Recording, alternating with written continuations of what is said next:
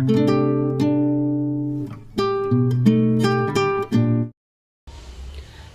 Friends, welcome back to my channel. ಹೇಗಿದ್ದೀರಾ ಎಲ್ಲರೂ ಚೆನ್ನಾಗಿದ್ದೀರಾ ಫ್ರೆಂಡ್ಸ್? ಇವಾಗ 8:40 ಆಗ್ತಾ ಇದೆ, ಕೆಲಸಕ್ಕೆ ಹೋಗಬೇಕು, ರೆಡಿಯಾಗಿದ್ದೀನಿ. ಅಷ್ಟರಲ್ಲಿ ನಾನು ನಿಮ್ಗೆ ಹೇಳಿದೆ ಅಲ್ವಾ ನೆನ್ನೆ ಅಡುಗೆ ಮನೆ ಹೇಗಿರುತ್ತೆ ತೋರಿಸ್ತೀನಿ ನಾನು ಅಂತ. ಸೊ ಬನ್ನಿ, ನಮ್ಮ ಅಡುಗೆ ಮನೆ ಇವಾಗ ಸದ್ಯಕ್ಕೆ ಪರಿಸ್ಥಿತಿ ಹೇಗಿದೆ ಅಂತ ಅಂದ್ಬಿಟ್ಟು ತೋರಿಸ್ತೀನಿ. ಹಾಗೆ ದೇವ್ರ ಮನೆ ನಿಂದೆ ಕಾಣ್ತಾ ಇದೆಯಲ್ಲ, ಅದು ದೇವ್ರ ಮನೆ, ಅದನ್ನು ಕೂಡ ತೋರಿಸ್ತೀನಿ. ಸೊ ಕೆಲ್ಸಕ್ಕೆ ಹೋಗಿ ಬಂದು ಸಾಯಂಕಾಲ ವೀಡಿಯೋನ ಸ್ಟಾರ್ಟ್ ಮಾಡೋಣ ಅಂತ ಅಂದ್ಬಿಟ್ಟು ಮಾಡ್ತಾಯಿದ್ದೀನಿ. ಇನ್ಮೇಲೆ ಅಟ್ಲೀಸ್ಟ್ ವಾರದಲ್ಲಿ ಒಂದು 3-4 ವೀಡಿಯೋನಾದರೂ ಹಾಕೋಣ ಅಂತ. ಇದನ್ನು ಕೂಡ ಸ್ವಲ್ಪ ಗಮನಕ್ಕೆ ತೊಗೊಳ್ಳೋಣ ಮಾಡಿ ಸುಮ್ಮನೆ ಬಿಟ್ಬಿಟ್ಟಿದ್ದೀನಿ. ಆಗ್ತಾಯಿದೆ ಮುಂಚೆ, ಇವಾಗೆಲ್ಲ ವೀಡಿಯೋನ ಸಾಕೋದೇ ಬಿಟ್ಬಿಟ್ಟಿದ್ದೀನಿ. ಸೊ ಇವಾಗ ಹಾಕೋಣ ಅಂತ ಅಂದ್ಬಿಟ್ಟು ಅನ್ಕೊತಾ ಇದ್ದೀನಿ. ಬಟ್ ನಾನು ಹೋಗೋದಕ್ಕೆ ಟೈಮ್ ಆಗಿಬಿಡುತ್ತೆ. ಅಷ್ಟರಲ್ಲಿ ಒಂದು 2 ನಿಮಿಷ ಇದನ್ನು ವೀಡಿಯೋ ಮಾಡಿಬಿಟ್ಟು 1 ನಿಮಿಷ ಹೋಗ್ಬಿಟ್ಟು ಸಾಯಂಕಾಲ ಬಂದು ವೀಡಿಯೋನ ಮಾಡ್ತೀನಿ. ಪ್ಲೀಸ್ ಯಾರಾದರೂ ನನ್ನ ಚಾನಲ್ನ ಸಬ್ಸ್ಕ್ರೈಬ್ ಮಾಡದೆ ನೋಡ್ತಾ ಇದ್ದರೆ, ಹೊಸದಾಗಿ ನೋಡೋರು ಪ್ಲೀಸ್ ಸಬ್ಸ್ಕ್ರೈಬ್ ಮಾಡ್ಕೊಂಡು ನೋಡಿ. ಬನ್ನಿ ಅಡುಗೆ ಮನೆ ತೋರಿಸ್ತೀನಿ. ಹಾಗೆ ದೇವರ ಮನೆ ನೋಡಿ, ದೊಡ್ಡದಾಗಿದೆ, ಬಟ್ ಬಾಗಿಲಿಲ್ಲ ಅಷ್ಟೇ. ಬಾಗಿಲು ಒಂದು ಇದ್ಬಿಟ್ಟಿದ್ದಿದ್ರೆ ಚೆನ್ನಾಗಿರೋದು. ಸೊ ಅಲ್ಲಿ ಚಾಮುಂಡೇಶ್ವರಿ ಇಟ್ಟಿದ್ದೀವಿ. ಹಾಗೆ ಇದು ಭೂವರಹ ಸ್ವಾಮಿ ದೇವಸ್ಥಾನ, ದೇವಸ್ಥಾನ ಅಂತ ಇದ್ದೀನಿ. ಹಾಗೆ ಅದು ಕಬ್ಬಾಳಮ್ಮ ದೇವರು, ಮನೆ ದೇವರು. ಇಷ್ಟೇ ಸದ್ಯಕ್ಕೆ ಈ ಥರ ಇಟ್ಟಿದ್ದೀವಿ. ಸೊ ಹಸ್ಬೆಂಡ್ ಪೂಜೆ ಮಾಡಿ ಇವಾಗ ಹೋದರು, ಅವರು ಕೆಲ್ಸಕ್ಕೆ ಟೈಮ್ ಆಯಿತು ಅಂತ. ಸೊ ನೋಡಿ ಅಡುಗೆ ಮನೆ, ಏನಪ್ಪ ಇದು ಅಡುಗೆ ಮನೆ ಅಂತಾರೆ ಅಂತ ಅಂದ್ಕೊಂಬೇಡಿ. ಇವಾಗ ಸದ್ಯಕ್ಕೆ ನೋಡಿ ನೀಟ್ ಮಾಡೋಣ ಬೆಳಿಗ್ಗೆನೆ ಅಂತ ಅಂದ್ಬಿಟ್ಟು, ಇವತ್ತು ಜಾಸ್ತಿ ಅಡುಗೆ ಕೆಲಸ ಏನು ಇಟ್ಕೊಂಡಿರಲಿಲ್ಲ, ಹಾಗಾಗಿ ನೀಟ್ ಮಾಡೋಣ ಅಂತ ಅಂದ್ಬಿಟ್ಟು ಮಾಡಿದ್ದೀನಿ. ಹಂಗೂ ಲಾಸ್ಟಲ್ಲಿ ಟಿಫನ್ ತಿಂದಿರೋ ಪಾತ್ರೆ ಅಲ್ಲೇ ಇದೆ, ಯಾಕೆಂದರೆ ಟೈಮ್ ಆಗೋಯ್ತು. ಸೊ ಇದಿಷ್ಟೇ. ಹಾಗೆ ಇದು ಕಡಲೆಕಾಳು ಮತ್ತು ಹಲಸಂದೆ ಕಾಳು ನೆನೆಸಿದ್ದೀನಿ. ರಾತ್ರಿ ಬಂದು ಸಾರು ಮಾಡಬೇಕು. ಇವತ್ತು ಸಾರೇನೂ ಮಾಡಿಲ್ಲ. ಮೇಘನಿಗೂ ಸಹ ರೊಟ್ಟಿ ಹಾಕಿ ಕಳಿಸಿದ್ದೀನಿ. ಸೊ ಬನ್ನಿ ಇವಾಗ ರೆಡಿ ಆಗ್ಬಿಟ್ಟು ಹೋಗೋಣ. ಬಾಗಿಲು ಇದೇ ಥರ ಬಿಟ್ಟರೆ ಹೊಡ್ಕೊಳತ್ತೆ ಹೇಳ್ತೀನಲ್ಲ ನಾನು. ಸೊ ಚಿಲ್ಕ ಹಾಕ್ಬಿಡೋಣ, ಚಿಲ್ಕ ಹಾಕಿ ಹೋಗೋಣ. ಇದಕ್ಕೆ ಇಲ್ಲೇ ಮ್ಯಾಟ್ ಹಾಕಿದ್ದೀನಿ, ಬಟ್ ಆದರೂ ಚಿಲ್ಕ ಹಾಕ್ಬಿಡೋಣ. ಹಾಗೆ ಇದು ನೋಡಿ ಸದ್ಯಕ್ಕೆ ಮಗಳು ಓದೋದಕ್ಕೆ ಅಂತ ಅಂದ್ಬಿಟ್ಟು ಇದೆ. ಇದು ಇಲ್ಲಾಂದರೆ ಹೊಡ್ಕೊಳುತ್ತೆ. ಹಾಗೆ ಇದು ನನ್ನ ಬ್ಯಾಗು. ಅದರಲ್ಲಿ ಬ್ಯಾಗಲ್ಲಿ ಯಾವಾಗಲೂ ಒಂದು ಬ್ಯಾಗ್ ಇರುತ್ತೆ, ರೇಷನ್ ಏನಾದರೂ ತರೋದಕ್ಕೆ ಅಂತ ಅಂದ್ಬಿಟ್ಟು. ನನ್ನ ಬ್ಯಾಗಲ್ಲಿ ಬೇರೆ ಇನ್ನೇನಿರಲ್ಲ. ಅಯ್ಯೋ ಗಾಡಿ ಕೀ ಕಾಣ್ತಾ ಇಲ್ವಲ್ಲಪ್ಪ, ಇದು ಮನೆ ಕೀ. ಗಾಡಿ ಕೀ ಇಲ್ಲೇ ಇರುತ್ತೆ ಅನಿಸುತ್ತೆ, ಹುಡುಕಬೇಕು. ಎಲ್ಲೂ ಹೋಗಿಲ್ಲ ನೆನೆ. ಹಾಗೆ ಗಾಡಿ ಕೀ ಕೂಡ ಸಿಕ್ತು. ಇವಾಗ ಇನ್ನು 1/4 ಗಂಟೆ ಇದೆ ಹೋಗೋಷ್ಟಕ್ಕೆ. 9:05 9:10 ಆಗಿಬಿಡುತ್ತೆ. ಇಲ್ಲೇನು ಪರವಾಗಿಲ್ಲ, ಏನು ಬೈಯೋದು ಅದೆಲ್ಲ ಏನು ಮಾಡಲ್ಲ, ಮತ್ತು ಸ್ಯಾಲ್ರಿನೂ ಕಟ್ ಮಾಡಲ್ಲ. ಒಂದು 5-10 ನಿಮಿಷ ಲೇಟಾಗಿ ಹೋದರೆ ನಡೆಯುತ್ತೆ. ಸೊ ಸಾಯಂಕಾಲ ಸಿಗ್ತೀನಿ, ಬಾಯ್.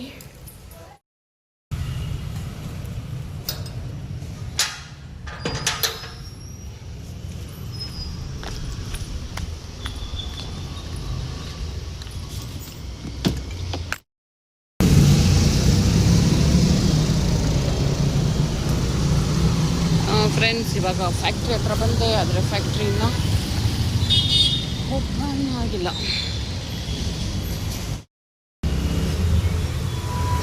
ಫ್ರೆಂಡ್ಸ್ ಇವಾಗ ಫ್ಯಾಕ್ಟ್ರಿ ಹತ್ರ ಬಂದಿದ್ದೀನಿ, ಇನ್ನೂ ಫ್ಯಾಕ್ಟ್ರಿ ಓಪನ್ ಮಾಡಿಲ್ಲ. ಹಾಗಾಗಿ ಆಚೆ ಕಡೆ ವೆಯ್ಟ್ ಮಾಡ್ತಾ ಇದ್ದೀನಿ. ಹಾಗೆ ರೇಷನ್ ಹಾಕಿದ್ದಾರೆ ನೋಡಿ. ಇದಿಷ್ಟು 2,000 ರೂಪಾಯಿ, 2,500 ರೂಪಾಯಿದು 2,000 ರೂಪಾಯಿ ಅಂತೆ.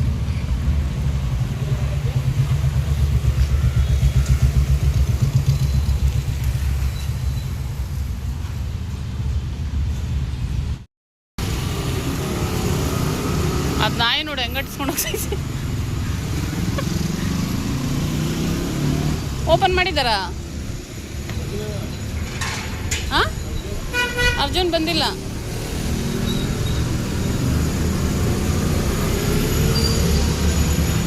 ಕಡೆಯಿಂದನೂ ಹೋಗ್ಬೋದು, ಅಥವಾ ಈ ಕಡೆಯಿಂದನಾದ್ರೂ. ಇಲ್ಲಿಂದ ಮೇನ್ ಗೇಟು, ಈ ಕಡೆ ಹೋಗ್ಬೋದು. ಇಲ್ಲ ಇದು ಇನ್ನೊಂದು gate.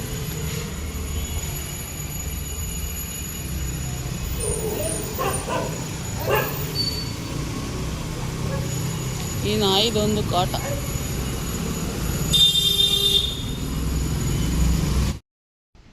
Hi friends, welcome back. ಇವಾಗ ಸಾಯಂಕಾಲ 6:30 ಆಗ್ತಾಯಿದೆ.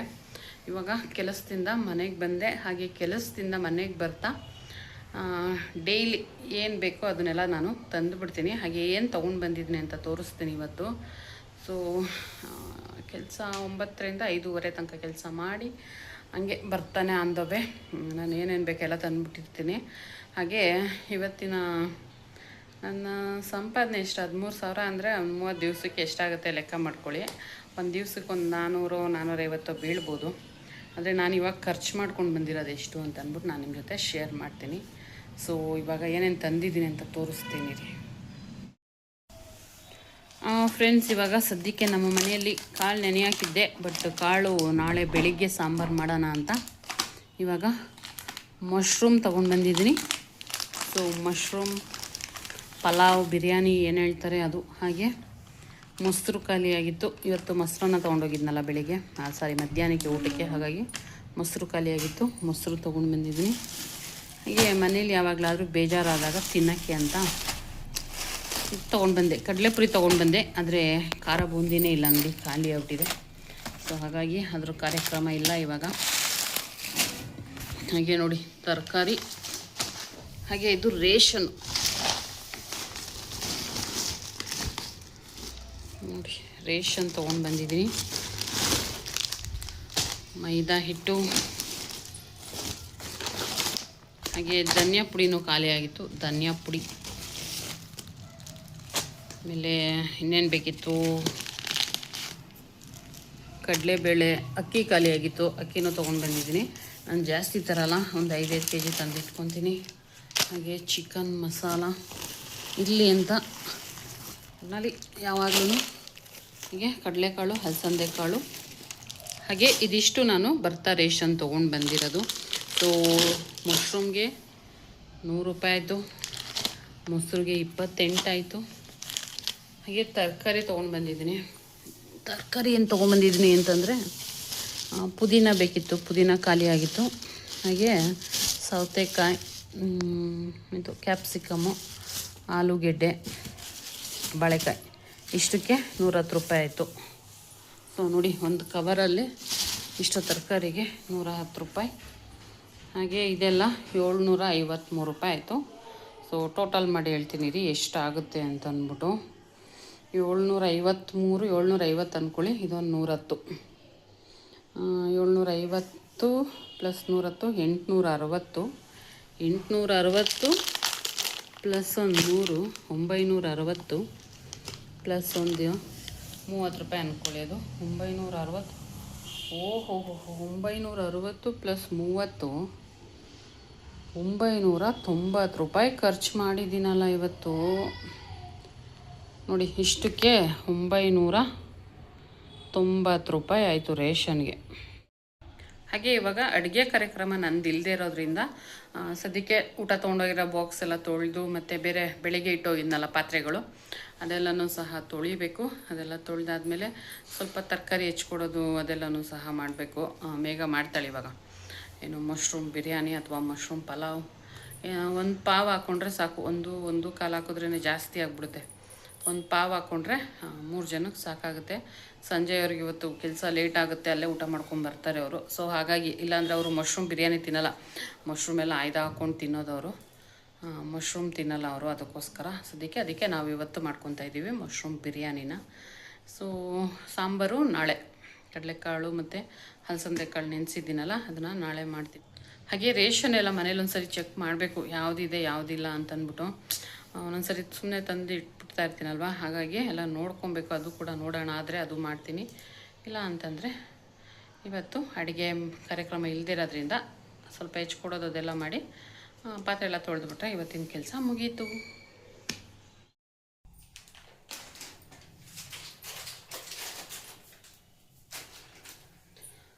ಫ್ರೆಂಡ್ಸ್, ನಾನು ನಿಮ್ಗೆ ಹೇಳಿದೆ ಅಲ್ವಾ ಇವಾಗ ಮಶ್ರೂಮ್ ಬಿರಿಯಾನಿ ಮಾಡ್ತೀವಿ ಅಂತ. ಫಸ್ಟು ಕಡಲೆಕಾಳು ಸಾಂಬಾರು ಅಂದ್ಕೊಂಡ್ವಿ, ಅದು ಕ್ಯಾನ್ಸಲ್ ಆಯಿತು. ಹಾಗೆ ಮಶ್ರೂಮ್ ಬಿರಿಯಾನಿ ಅಂದ್ಕೊಂಡ್ವಿ, ಮಶ್ರೂಮ್ ಪಲಾವ್ ಅಂದ್ಕೊಂಡ್ವಿ, ಅದು ಕ್ಯಾನ್ಸಲ್ ಆಯಿತು. ಇವಾಗ ಸದ್ಯಕ್ಕೆ ಉಪ್ಪಿಟ್ಟು ಬಂದು ನಿಂತಿದೆ.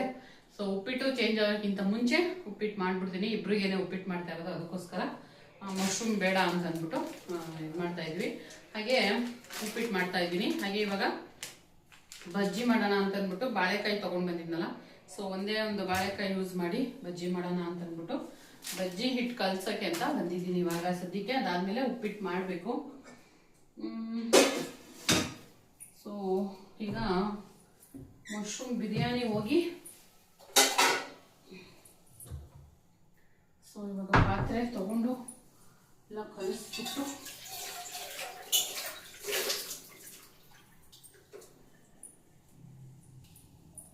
ಹಾಗೆ ಸ್ವಲ್ಪ ಮಾಡ್ತೀನಿ, ಜಾಸ್ತಿ ಮಾಡೋದಕ್ಕೆ ಹೋಗೋದಿಲ್ಲ.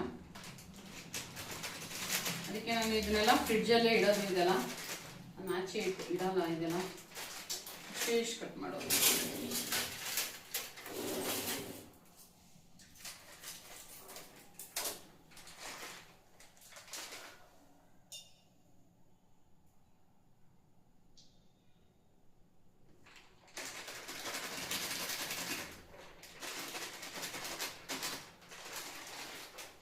ಎಣ್ಣೆ ಇಡ್ಲಮ್ಮ ಬಿಸಿಗೆ, ನಾ ಕಲಸೇ ಇಲ್ಲ. ಹಾಗೆ ಬಜ್ಜಿ ಮಾಡೋದಕ್ಕೆ ಸ್ವಲ್ಪ ಹಿಂಗು ಹಾಕ್ತಾ ಇದ್ದೀನಿ, ಕಡಲೆ ಹಿಟ್ಟು, ಇಂಗು, ಹಾಗೆ ಜೊತೆಗೆ ಸ್ವಲ್ಪ ಪುಡಿ ಉಪ್ಪು,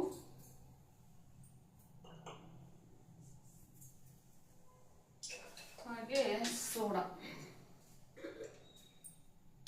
ಸೋಡಾ ಸ್ವಲ್ಪ ಜಾಸ್ತಿ ಹಾಕಿದ್ರೆ ಎಣ್ಣೆ ಎಳೆದು ಬಿಡುತ್ತೆ, ಅದಕ್ಕೋಸ್ಕರ ಸ್ವಲ್ಪ ಹಾಕ್ತಾರೆ.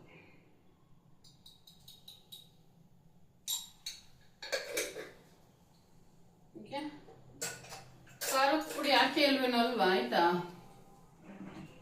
ಇದರಲ್ಲಿ ಖಾರದ ಪುಡಿ ಚಿಕ್ಕ ಪ್ಯಾಕೆಟ್ ಇದೆ, ಇದನ್ನ ಹೊಸದು ಒಡೆದು ಹಾಕಿಲ್ಲ. ಸೊ ಸ್ವಲ್ಪ ಅರಿಶಿನ,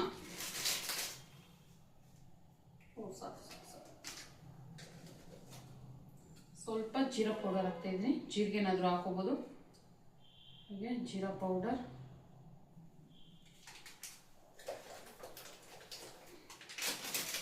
ಹೀಗೆ ಇವಾಗ ಚಿಲ್ಲಿ ಪೌಡರ್.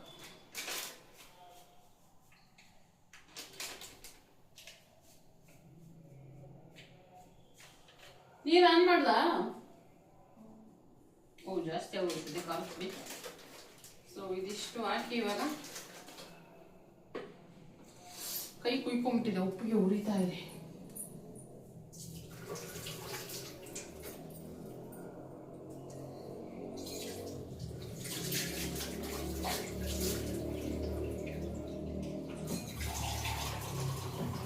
ಇಷ್ಟೊಂದು ಏನಕ್ಕೆ ತುಂಬಿಸ್ತೆ, ಅರ್ಧ ತುಂಬಿಸಕ್ಕಿಲ್ವಾ?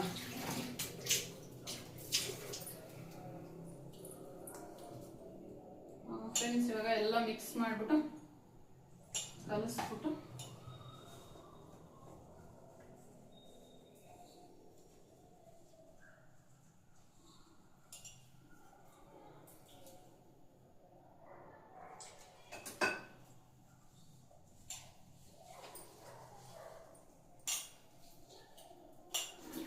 ಫ್ರೆಂಡ್ಸ್, ಇವಾಗ ಇದಿಷ್ಟು ಪಾತ್ರೆಗಳನ್ನ ತೊಳೆದ್ಬಿಡ್ತೀನಿ.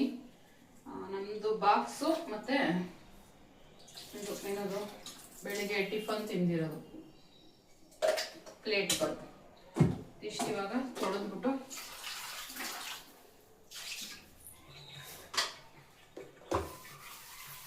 ಅದಾದ್ಮೇಲೆ ಬಜ್ಜಿ ತಿಂದ್ಬಿಟ್ಟು ಅದಾದ್ಮೇಲೆ ಉಪ್ಪಿಟ್ಟು ಮಾಡೋಕ್ಕೆ ಮನಸ್ಸಿದ್ರೆ ಉಪ್ಪಿಟ್ಟು ಮಾಡೋದು, ಇಲ್ಲ ಅಂದರೆ ಇಲ್ಲ. ಎಲ್ಲ ಕ್ಯಾನ್ಸಲ್ ಆಗ್ತಾ ಇದೆ.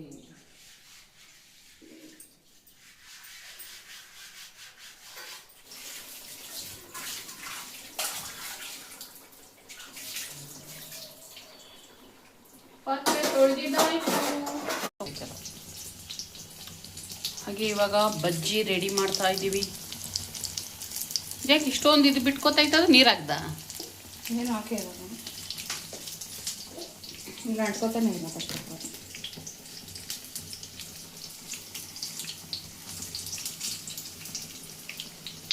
ಅಷ್ಟಾಗಲ್ಲ. ಆಗುತ್ತೆ, ಎಲ್ಲ ನೀಟಾಗಿ ಬಳಿ. ಅಷ್ಟೊಂದು ವೇಸ್ಟ್ ಮಾಡ್ತಾರಾ? ಅಷ್ಟೊಂದು ಯಾಕೆ ವೇಸ್ಟ್ ಮಾಡೋದು? ಇದಕ್ಕೆ ಈರುಳ್ಳಿ ಹಾಕ್ಬಿಟ್ಟು ಹಾಕ್ಬೋದು. ಬೇಡ, ಎಲ್ಲ ಅದಕ್ಕೆ ಹಾಕಿ ಸಾಕು. ಅಲ್ಲೇ ಇಲ್ವಾ? ಎಲ್ಲ ನೀಟಾಗಿ ಬಳಿ ಒಂದು ಕಡೆಯಿಂದ.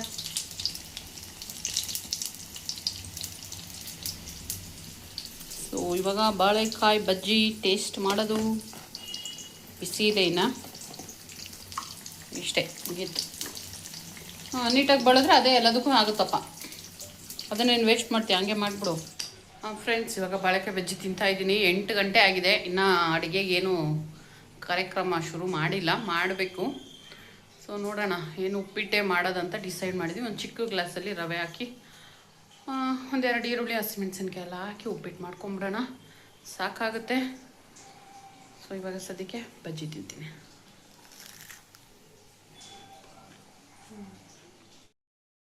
ಫ್ರೆಂಡ್ಸ್, ಇವಾಗ ಉಪ್ಪಿಟ್ಟು ಮಾಡೋದಕ್ಕೆ ಅಂತಂದ್ಬಿಟ್ಟು ಇದೆಲ್ಲನೂ ಕೂಡ ಹೆಚ್ಚಿಟ್ಟಿದ್ದೀನಿ. ಈರುಳ್ಳಿ, ಕರಿಬೇವು, ಹಸಿಮೆಣಸಿನ್ಕಾಯಿ, ಕೊತ್ತಂಬರಿ ಸೊಪ್ಪು ಇಷ್ಟೇ. ಹಾಗೆ ಬನ್ಸಿ ರವೆ ಹಾಕಿ ಮಾಡ್ತೀನಿ.